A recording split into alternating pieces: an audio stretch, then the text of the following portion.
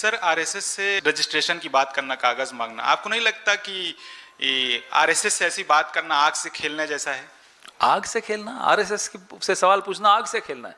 मतलब एक दलित, वो बोले कि एक दलित को इख्तियार नहीं है कि वो ऐसे नहीं, सवाल तो करे। हमने सवाल उठाया कि रमेश, उनके जो एमपी हैं जिगा जनागी, उन्होंने प्रियांक खरगे जी पर सवाल उठाया और कहा कि दलितों को आरएसएस की चिंता क्यों? दलितों को आरएसएस की चिंता नहीं है, उनको देश की चिंता है, जैसे हमको है, सबको है, देश की चिंता है।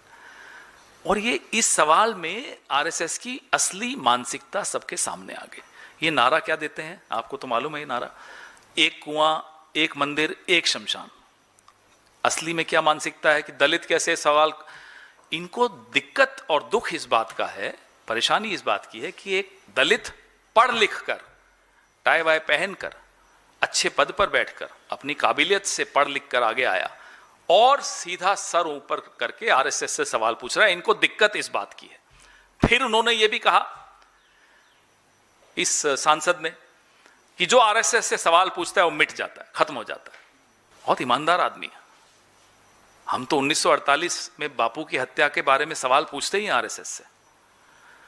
और इस देश में जितनी अंडरग्राउंड एक्टिविटीज होती हैं, शक की सुई अक्सर आरएसएस के ऊपर क्यों जाती है, उसका जवाब इस सांसद महोदय ने, भारतीय जनता पार्टी के सांसद ने दे दिया। धमका रहे हो हमें, तो मतलब 48 में आप ही ने किया था।